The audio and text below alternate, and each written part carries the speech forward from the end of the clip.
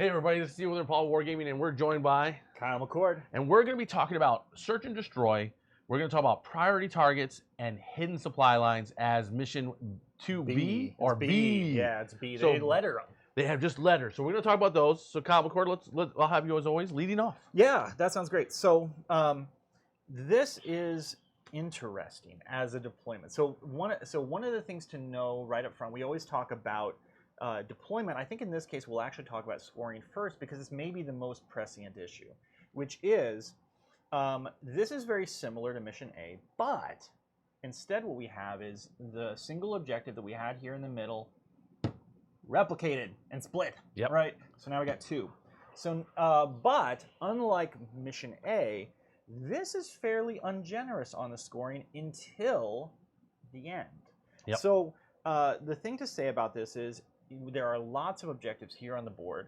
If Steve and I are looking at this, we're like, wow, there's a lot of ways to win because you only have to hold two. Yep. You could hold this one and this one, and you got one in your deployment zone. So you're unless you're getting overrun by the Akarn, right? You're probably getting that one. Yep. Right. So that one, and then you just go, okay, there's one other one that I would like. This actually bears a lot of similarity to, if you remember, Mission 13 from the last season, is Data Scry, and there was a lot that was out in the middle. Yep.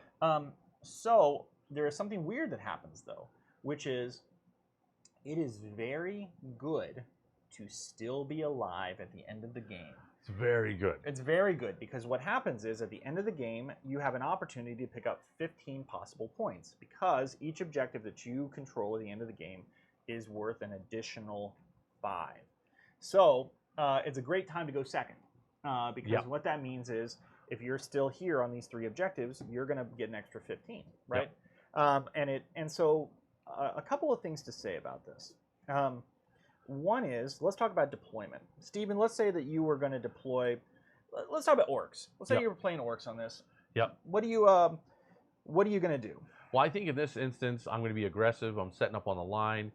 But I'm not looking at, like, I'm kind of thinking of coming this way. Sure. You know, because knowing I only need to hold 2, I want to be kind of in striking distance with my opponent.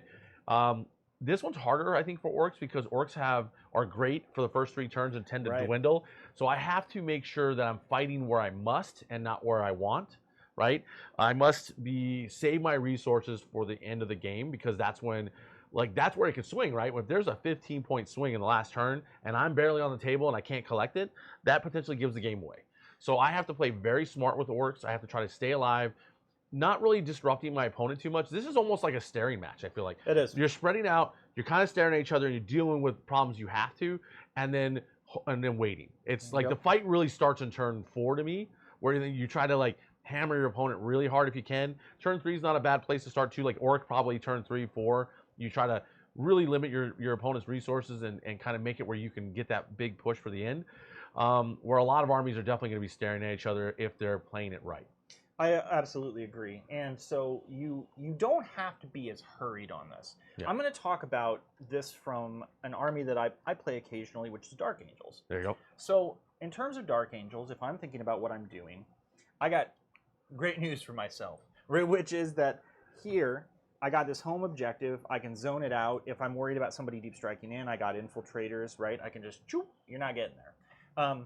Then I'm saying to myself, okay, I'm going to take my Deathwing Knights, I'm going to push him out over here, or maybe I'm going to push him out over here. Maybe I got the Lion, I'm going to push him out over here, right? And I can say, you know what, I'm going to control these 3 objectives. The way the game's going to play out is I'm going to get 10, 10, 10, 10, and then I'm going to get a 15 at the end. Yep. That's going to max everything out, right? Yep. And then and additionally, I'm relatively close to my enemy's objectives. If I want to put pressure, the 2 places I put pressure are here and here, right? Yep. I'm going to use speeders, maybe I'm going to use scouts. I'm going to try and pick up pieces that they're using to lightly hold these positions. Because maybe, and this is the funny thing, if one turn I force them down to 5, that's good. Mm-hmm. But it actually doesn't win me the game. Because on the last turn, if they're like, okay, I got a 10, a 10, a 5, and a 10, but you know what? I hold 3 objectives at the end of the game. It's exactly the same as what I'm going to get. Yep. Right. So if I'm going to try and push you off the board, I have to give you a 0 for it to matter. Yep. or I have to do it while not losing my 2 that I want to hang on to. I agree.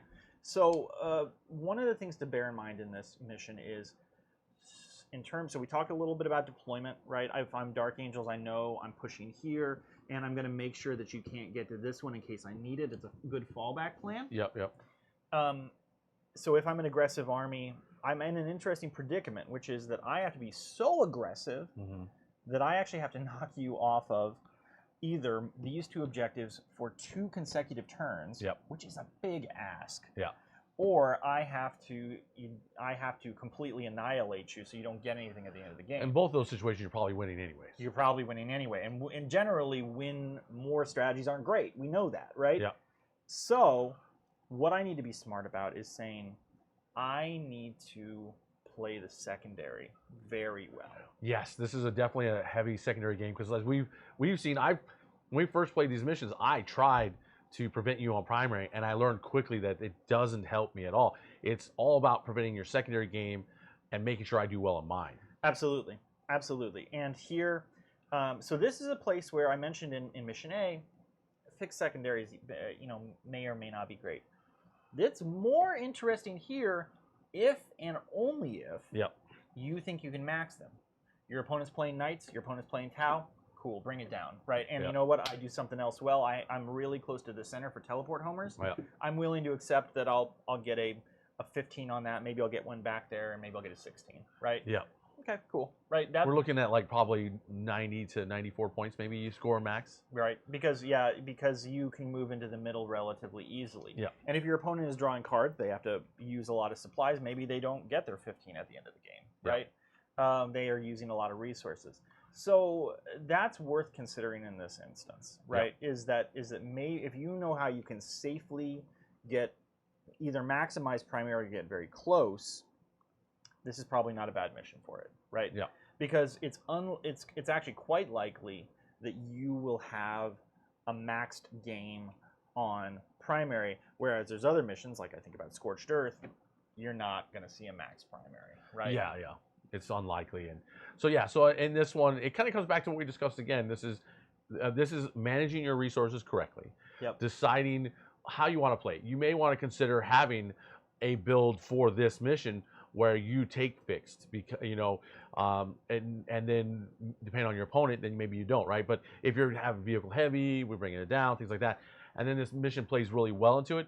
I feel like because of how this board feels very big, even though it's all the same, this one feels harder to do some of the drawn secondaries, and so fixed, it almost seems like the right choice for this. But that depends on your army and what you kind of want to accomplish. But just keep in mind, as always, this is don't overextend yourself, as we keep repeating. This is holding only what you need, and then you're not really messing with your opponent in the sense of trying to prevent their primary for 10 wise, but you're mostly trying to prevent them on turn 5. Indeed. You want to prevent the 15. If you can keep them to 5 or none, that's probably going to win you the game. Where if you let them get full 15, we're talking about probably a very close game, which none of us like, especially if it turns into I mean, we all love like close games, but I like the close game that I win, not the close game I lose. You lose. Nope. So keep that in mind. This is a patience man's game, if you will. It's a material game. Yep, and you want to kind of know what you want to do before you show up, because it's easy. Like I said, when we first played this, I played it in a way I thought I should, and I found out really quickly that playing with primary, which I usually love doing, preventing primary, just doesn't work effectively in this game. Don't do that. Focus on your secondaries, and try to do your best to make sure your opponent can't do theirs. Good. So either way, as always, we got another video coming. We will see you here in just a bit. This is Steven. And this is Kyle. We'll see you next time.